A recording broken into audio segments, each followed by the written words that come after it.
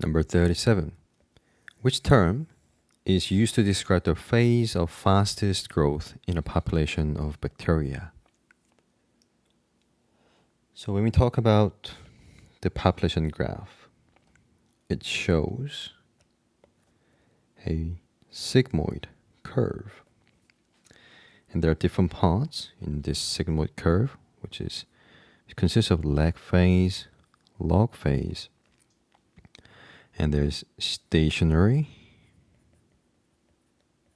phase, and there's also death phase. So log phase means exponential, and of course the fastest growth in population is shown by exponential part, right? The log phase.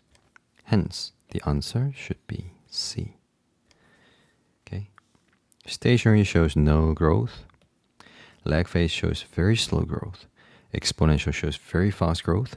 Sigmoid is the name of this graph, or name of this shape of the curve, sigmoid.